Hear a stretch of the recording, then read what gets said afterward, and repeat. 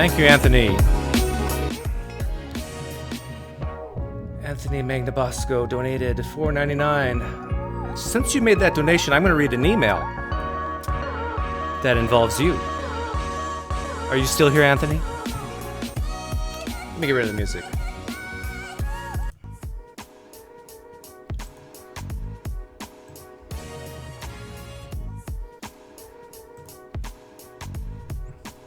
Doug with those glasses. Yeah, I put them back on, though.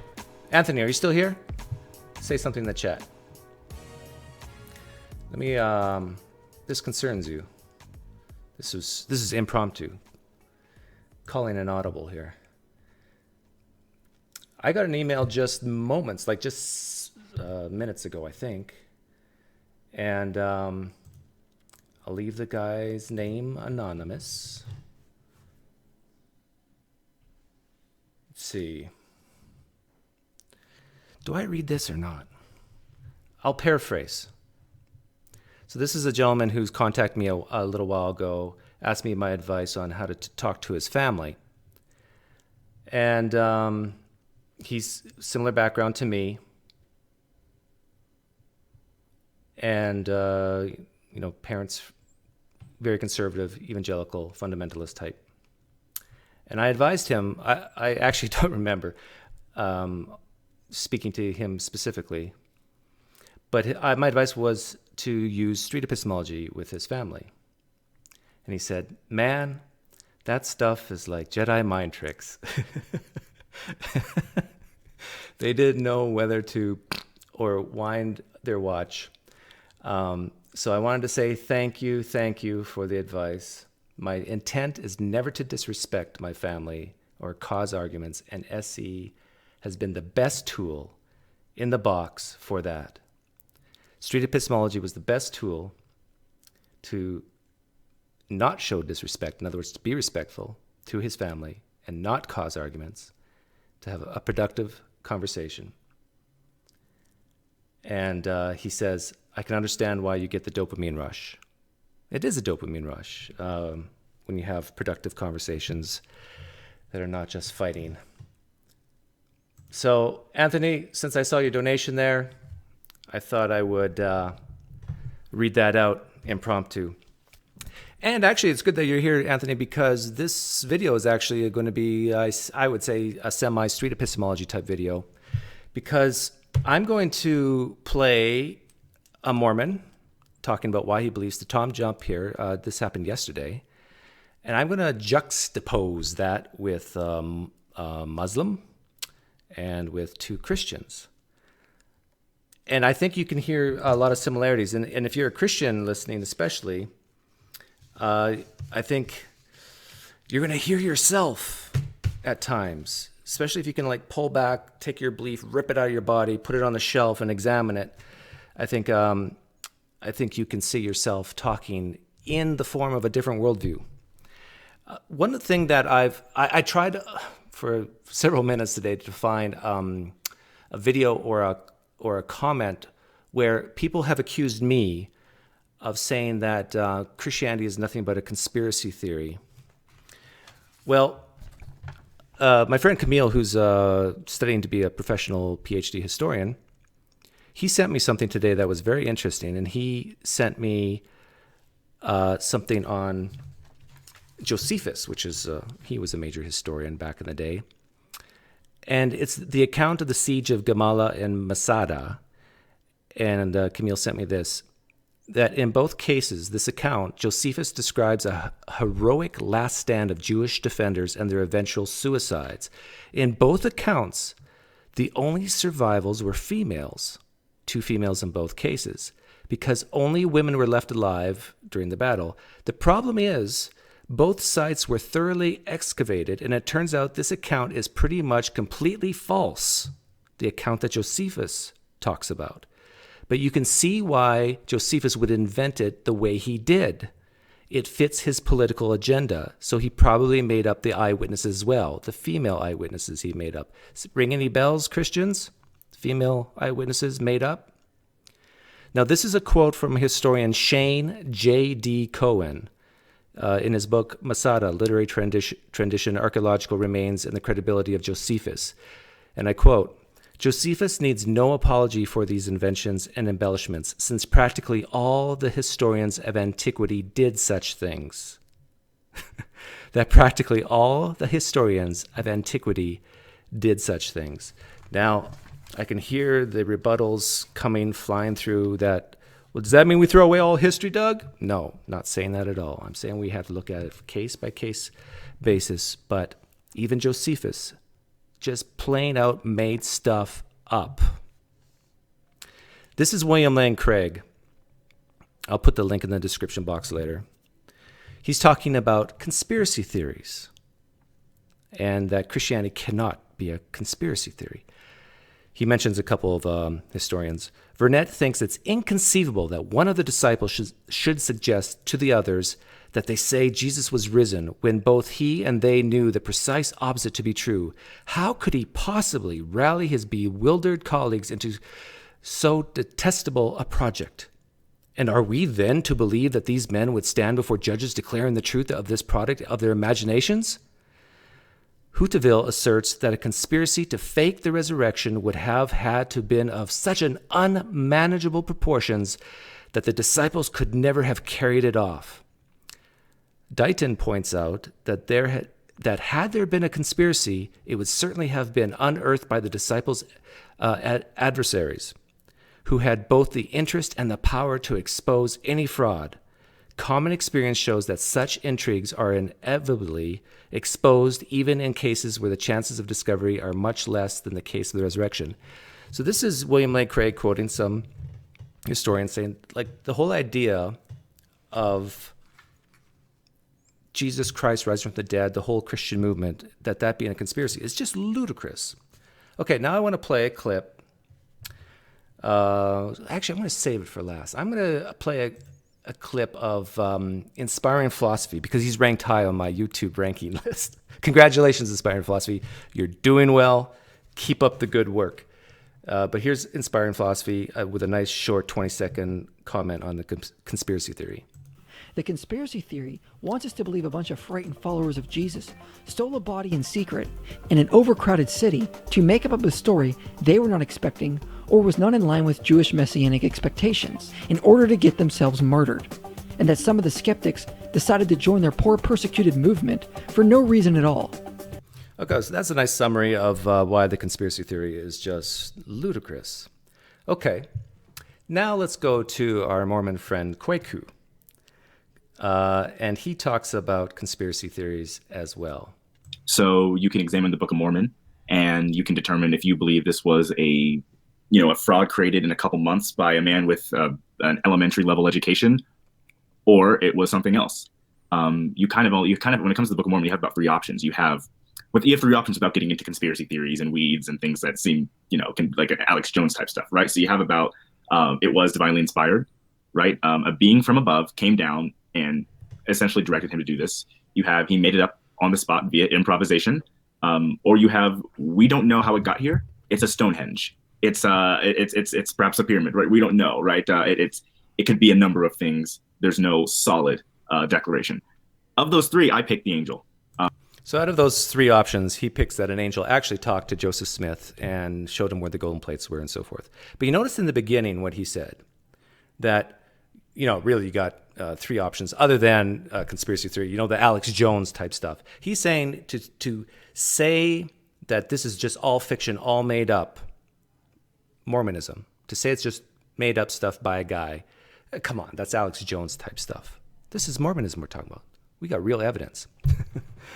Do you hear yourselves, Christians?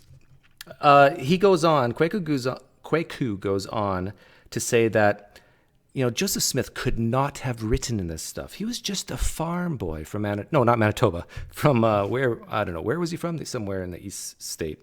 I don't find it plausible that Joseph Smith could have written the Book of Mormon in those few months he did, with that level of education he did, with the complexity of the Book of Mormon, right? With getting Hebraisms and incredible chiasmus, even getting ancient locations correct in the Arabian Peninsula like Nahom and Bountiful, getting names right of ancient Eastern teachers of wisdom like Zenek and Zenos that would later be attested to in ancient manuscripts, just things that seem so unlikely. Then you take into account. Now, I'm playing this actually for the Muslims listening in, if any Muslims watch this channel. But what does this remind you, Muslims, that, there's no way Joseph Smith could have created such a masterpiece, written such great things on his own. Does that sound familiar, Muslims? Not just that, but Joseph Smith's prophecies, like, predicting the Civil War 30 years before it happens with exactness.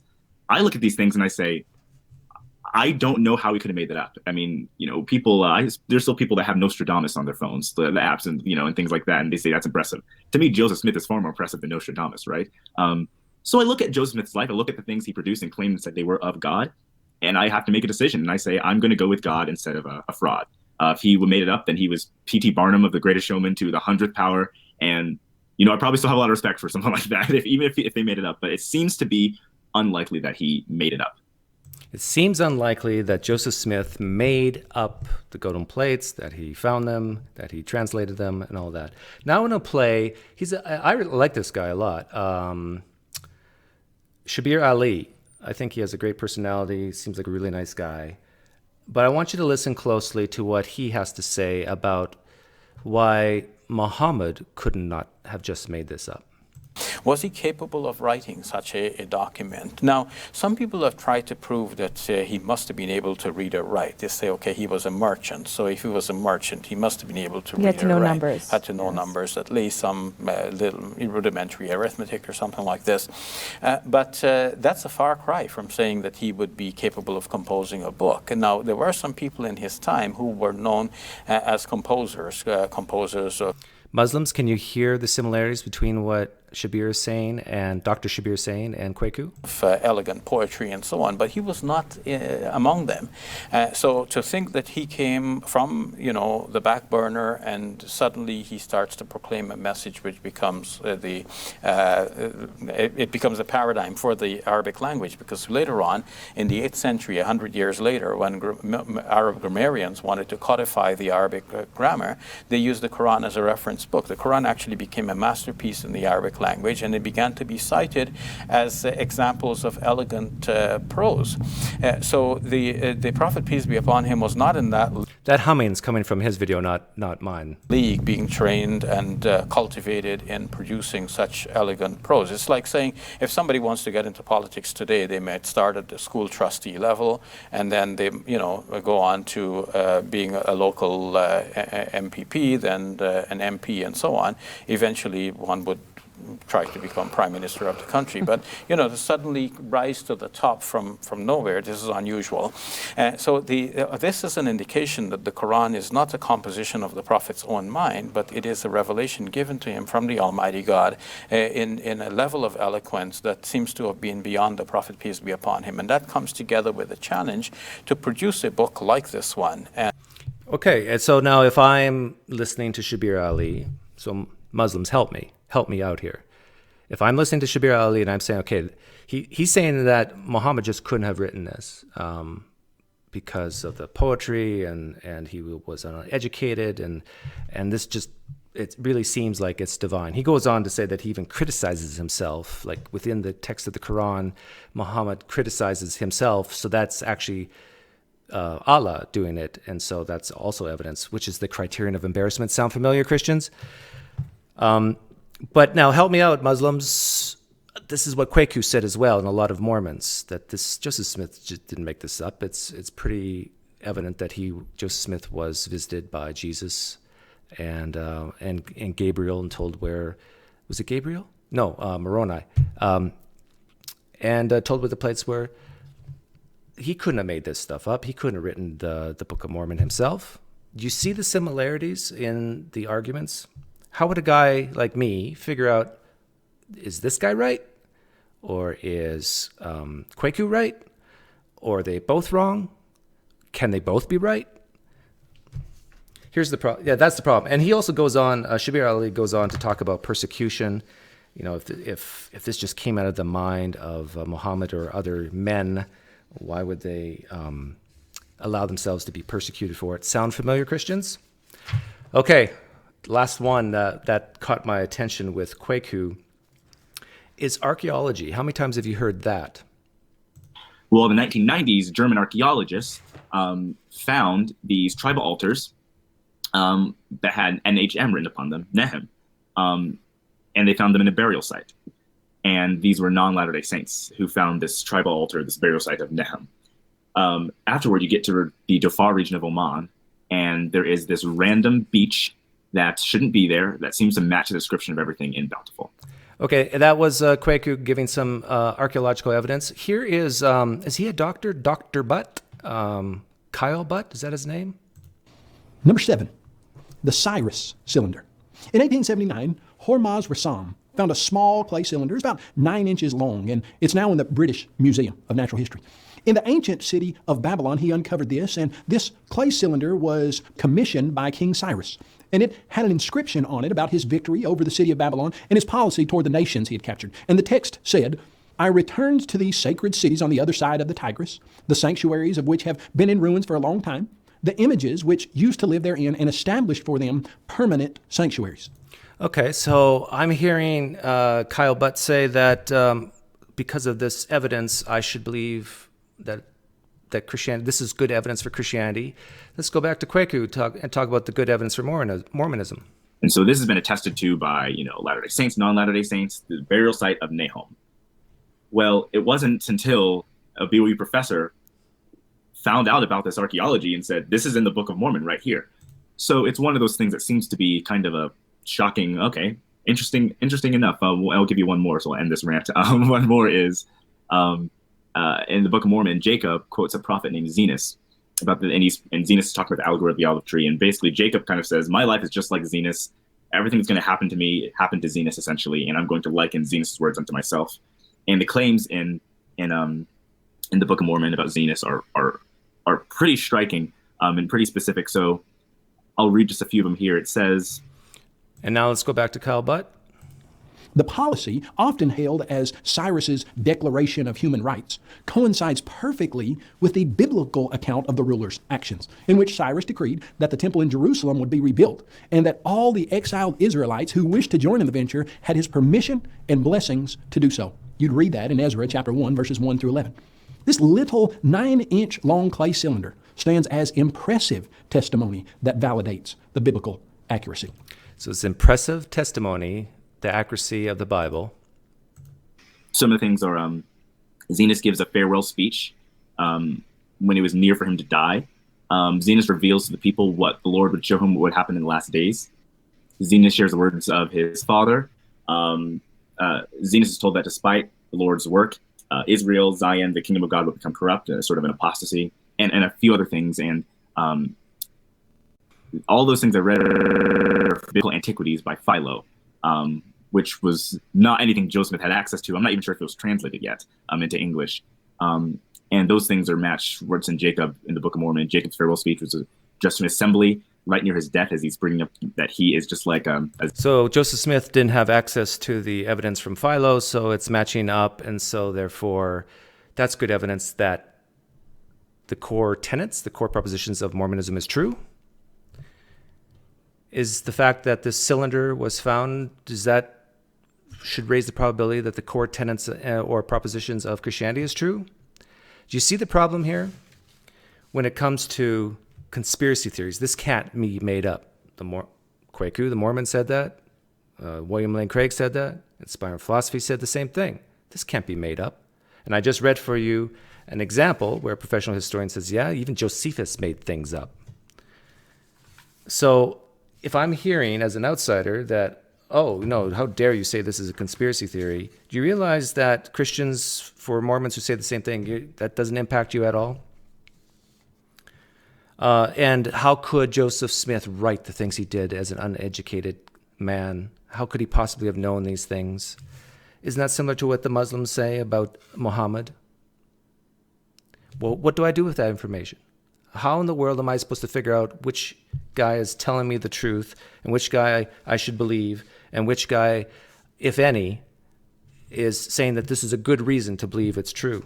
And isn't it very reasonable, Mormons, Christians, Muslims, isn't it extremely reasonable that some things in your holy texts could actually have verifiable archaeological evidence for it, and yet the core propositions of your belief system be false. Isn't that reasonable to say? If it's reasonable to say with Mormonism and Islam, Christians, I think it's reasonable for Christianity. If it's reasonable to say for Christianity and Islam, Mormons, then I think it's reasonable to say for Mormonism that just because we have archaeological evidence on some things, real places, real cities, real people, does that really get you any closer that Jesus visited Joseph Smith, or that Jesus visited the Apostle Paul, or that the angel Gabriel visited Muhammad? If you can just step outside your belief for 1 second and see it as an outsider would see it, I think it's over. Is that too harsh? Slightly odd guy. You are right. I think, were you here first? Yes. Actually, since I didn't give you the pine points early on because Anthony Magnabosco distracted me, 2,000 pine points. You're 2,000 pine points closer to spending a fun-filled weekend at the luxurious Tropicana Casino and Spa with PineCreek. So that's all I had. I just watched Kwaku yesterday on T-Jump's channel. Go check out T-Jump's channel. And I'm sure like many of you here, you hear that and you're, I think now conditioned to see this outsider test for faith, to say, well, wait a minute, Christianity has this, they say that this, Islam says this. If these reasons are not good for a belief system outside your own, how can they be good for yourself? Well, we got so much more evidence than they do, is the common refrain I can hear coming.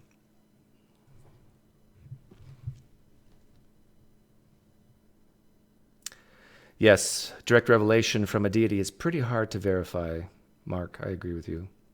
How do people cash in their pine points? Usually I go through the head office in Wichita, Kansas. So that's how it's usually done.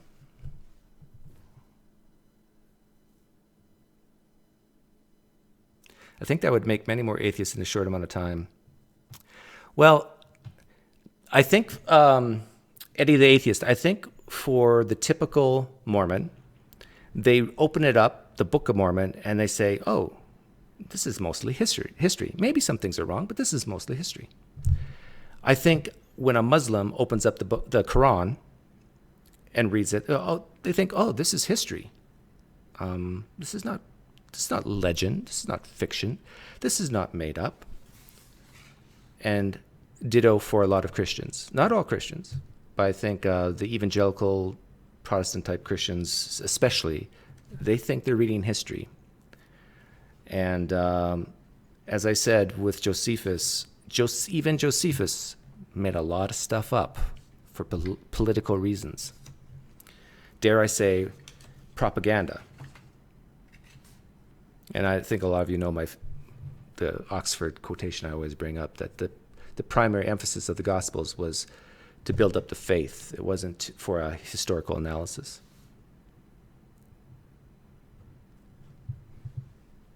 I guess go with the most illiterate prophet, at least likely to be able to write on their own. Must be divine. Yeah, I guess. So who's the most illiterate of Joseph Smith, I don't know, Matthew, the fisherman? No, he was a tax collector.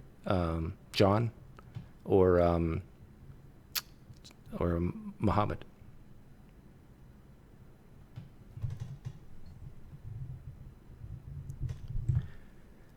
The pine point to USD ratio? No, I've been very careful not to give any hints of what the actual value of pine points are. But if you're clever, you could figure it out.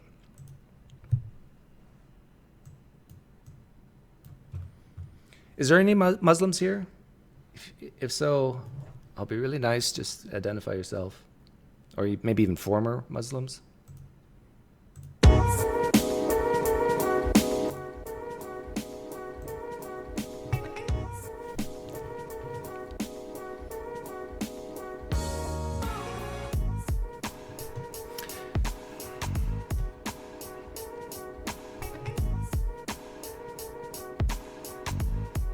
I wish I could have found a few comments that I've gotten in the past where I've been accused of, Doug, you just believe in conspiracy theories if you think this is all made up.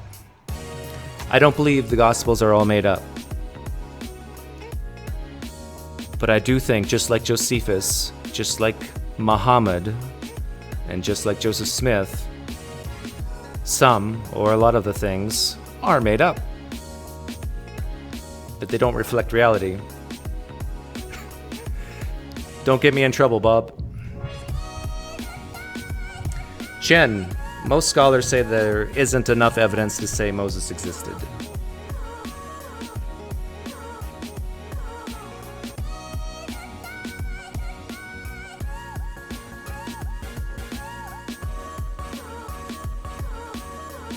I've been actually pretty busy today responding to the video I made yesterday on the U.S. deficit. That was really eye-opening to me.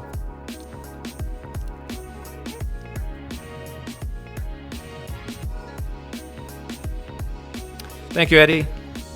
I appreciate the love, because I don't do this for money. I do this for love.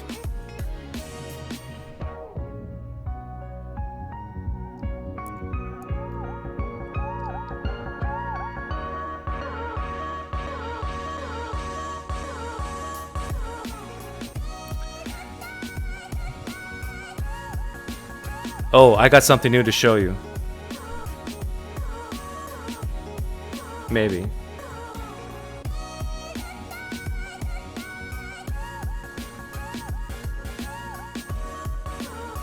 Yeah, you know how people who watched yesterday's video got the clue. But you know how I usually poof myself out of existence when I end the show? Well, I found something something better here. I figured I'd better go out the way Yahweh intended.